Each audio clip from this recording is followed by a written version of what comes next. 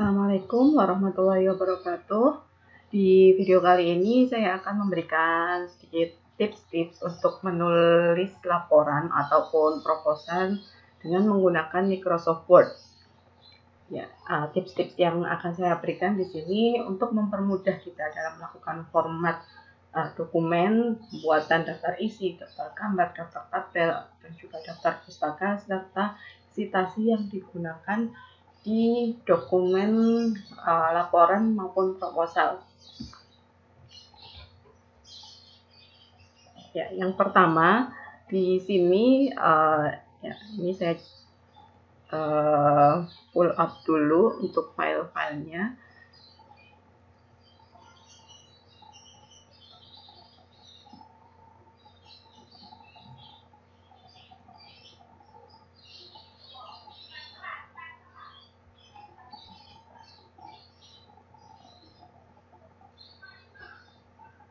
Saya pull up dulu semuanya. Oke, nah ini kan sudah saya pull up semuanya, dan ini bisa kita lakukan dengan menggunakan feature ya yang ada di style. Kita buat style masing-masing ya, kita format. Misalkan di sini untuk di bab 1 untuk bab utama saya gunakan untuk formatnya menggunakan format style heading 1. Kenapa saya menggunakan style ini? Salah satunya adalah untuk memudahkan dalam pembuatan daftar isi. Dengan kita atur stylenya masing-masing antara bab dan subbab, nanti di daftar isi secara otomatis penulisannya pun juga mengikuti aturan yang sudah kita buat di awal. Jadi di sini untuk bab utama saya menggunakan heading 1. Ini kalau saya pull down, saya bisa melihat subbab-subbab yang sudah saya buat di dalam bab 1. Di sini saya ada 4 subbab. Yang pertama latar belakang, rumusan masalah, batasan masalah, dan tujuan penelitian. Selain memudahkan dalam daftar pustaka, di sini juga akan memudahkan kita untuk mencari bagian pada dokumen. Jadi kita tidak perlu scroll jauh untuk mencari informasi ketika kita masih di tahap editing dokumen ya. Jadi kita cukup pull up untuk masing-masing subbabnya. Nah, misalkan ini kita pull up seperti ini kan, jadi kita bisa melihat bagian yang ada di bab selanjutnya ataupun di subbab selanjutnya tanpa perlu banyak scroll dokumen. Misalkan saya perlu melakukan editing di bab 2 di tinjauan pustaka, tinggal saya pull down. Nah, kemudian misalkan di sini tentang TRIS. Nah, ini saya buka dari dokumennya.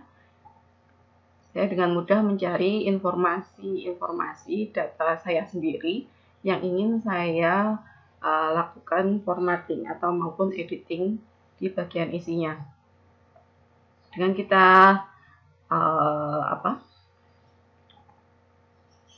formatting dokumen dari stylenya untuk bab dan subbab, ketika kita membuat daftar isi secara otomatis, ini juga akan lebih mudah karena kita sudah mendapatkan semua informasinya sudah tersusun secara rapi. Nah, ini yang hasil dari daftar pustaka. Mohon maaf, daftar isi maksud saya. Jadi untuk daftar isi ini bisa kita akses di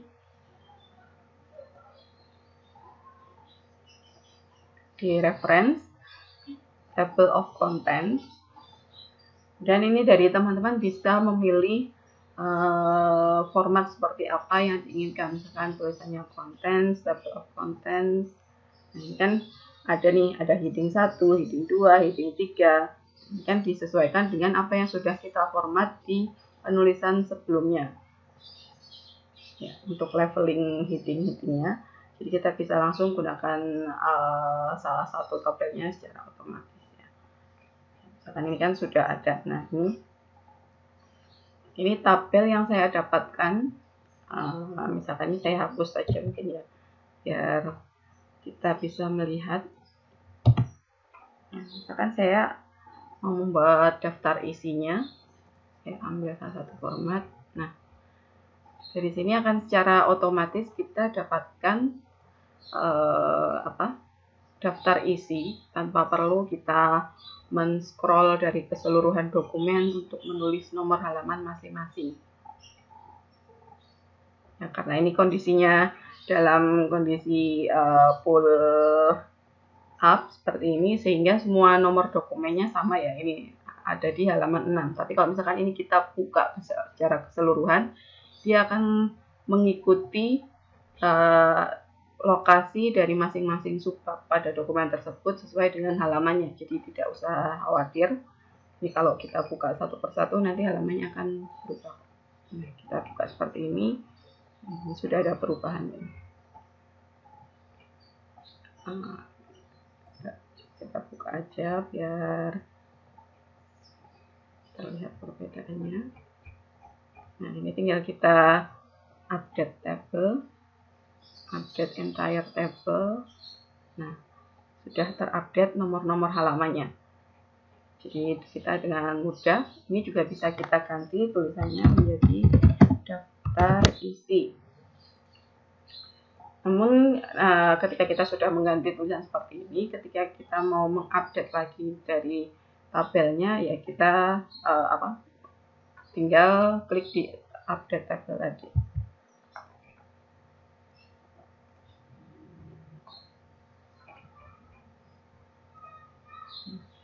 Kalau kita klik update table lagi, update entire table,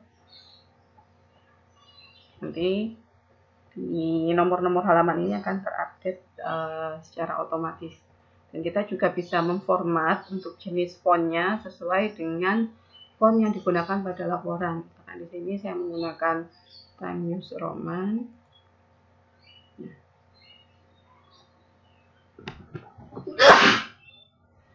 Nah, jadi ini sudah selesai untuk pembuatan daftar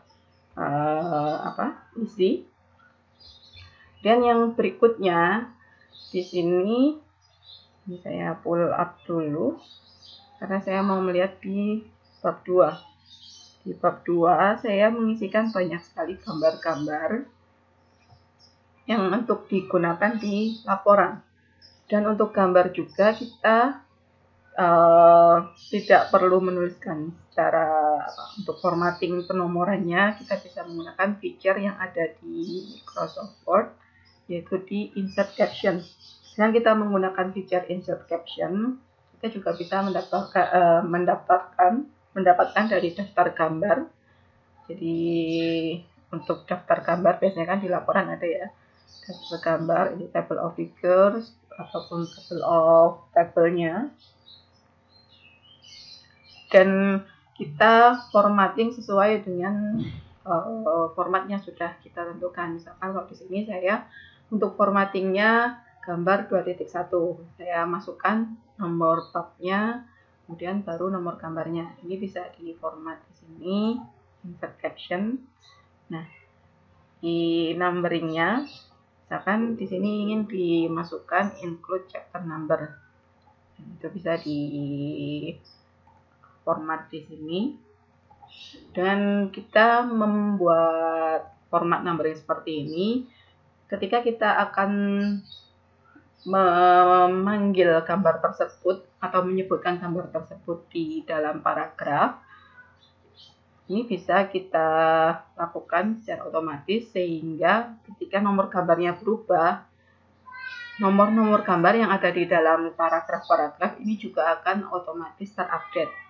Dan ini kan gambar 2.1, saya klik. Nah, dia langsung menuju gambar 2.1.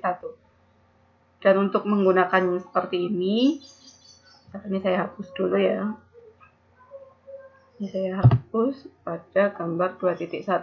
Nah, kita gunakan di caption, sebelahnya insert caption ada tulisan insert cross reference. Saya klik dan saya pilih, karena di sini cross reference saya adalah gambar.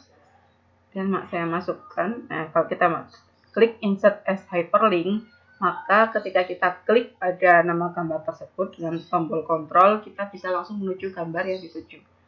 Dan di sini ada beberapa pilihan. Ini misalkan kalau kita ingin entire caption, seluruh caption di sebelah gambar dan penomorannya ingin dimasukkan di tulisan. Tapi umumnya kita hanya menggunakan label dan penomoran. Masukkan.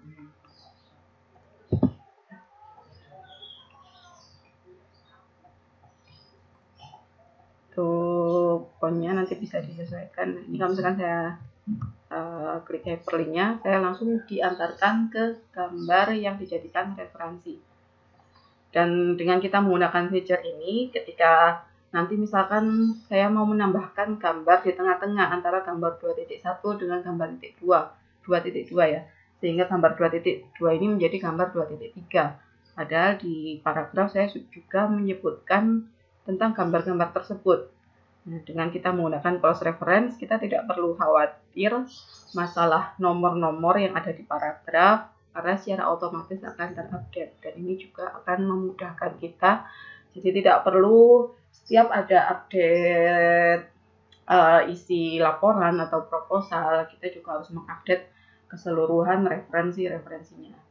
Dan hal tersebut juga sama berlaku untuk referensi yang kita gunakan di citasi. Ya, misalkan di sini saya menggunakan banyak citasi.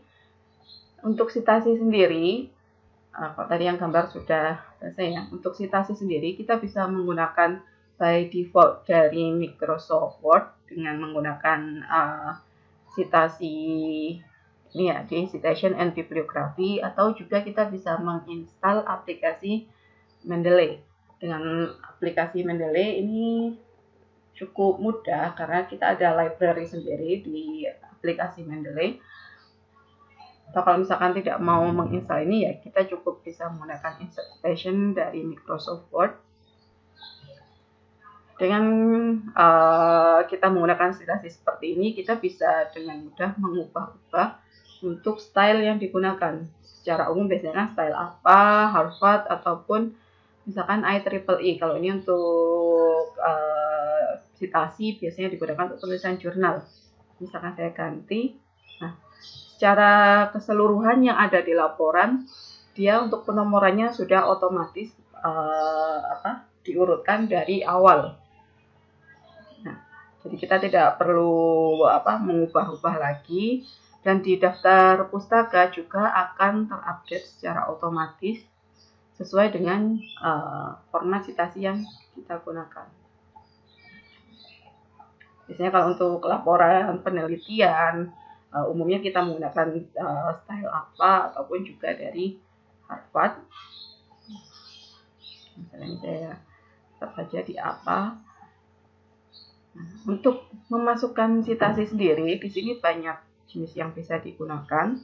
Nah, ini karena ini kan yang sudah saya masukkan. Jika memang belum ada, kita bisa add new source. Nah, di sini banyak sekali pilihan untuk jenis citasinya, mulai dari buku, book section, jurnal, artikel secara periodik, terus proceeding, report, website, art, sound recording, interview, performance, film, patent, case. Nah, ini semuanya bisa kita pilih. Dan nanti kita tinggal memasukkan di sini, misalkan untuk jurnal artikel, autornya, dan untuk penulisan autor kita ikuti ada di contoh. Misalkan namanya di sini cukup panjang, ada nama yang di depan ini nama belakang, kemudian ini adalah nama depan dan nama tengahnya. Nama tengahnya biasanya disingkat. Nah, ini adalah untuk misalkan autornya lebih dari 2, kita pisahkan dengan tanda titik koma, kemudian nama belakang dan juga nama depan. Kalau misalkan ini adalah corporate author, ya tinggal kita klik, kemudian tuliskan nama organisasinya. Dan judul dari jurnal, nama jurnal, tahun jurnal, dan halaman yang digunakan pada jurnal tersebut. Ini cukup sederhana. Dan dari insert citation ini, kalau kita sudah masukkan semua datanya, ketika kita mau memasukkan citasi di laporan kita, ya kita tinggal pilih. Ya, misalkan ini saya acak aja ya, misalkan di sini saya beri citasi misalkan ini. Nah, dia akan secara otomatis seperti ini. Dan nanti untuk urutannya ketika menggunakan beda style juga sesuai dengan urutan-urutan sumber referensi yang kita gunakan. Misalkan untuk manage resource, nah ini saya banyak sekali. Ya, misalnya saya mau menambahkan dari master list yang sudah saya punya, karena memang selama ini saya menggunakan dari Word, ini bisa saya copy atau saya del yang ada di sebelah sini. Oh, misalkan ini citasinya ternyata tidak saya gunakan di laporan, bisa saya del. Dan untuk pembuatan daftar pustakanya, caranya sama seperti pada daftar isi, tinggal kita masukkan bibliografi atau reference atau website. Ini langsung kita pilih dari salah satu tersebut, maka secara otomatis daftar-daftar sumber-sumber yang kita gunakan sebagai citasi di laporan akan masuk di daftar pustaka ini. Nah, biasanya kalau di sini kan namanya ada banyak ya, ada bibliografi, ada referensi, bisa kita ganti menjadi daftar pustaka. Dan juga bisa di-update citation, misalkan ada pembaruan data dari citasi yang digunakan. Itu sedikit tips-tips dari saya untuk penomoran gambar, pembuatan daftar isi, formatting style, dan juga daftar pustaka. Oh ya, untuk formatting tabel caranya sama dengan gambar tadi, dan untuk penyebutan tabel juga bisa menggunakan cross reference yang sama. Di cross reference ini kan banyak sekali ya, ada number item, heading, bookmark. Nah, heading ini kan tadi yang subbab atau bab yang kita gunakan, itu juga bisa dibuat cross reference.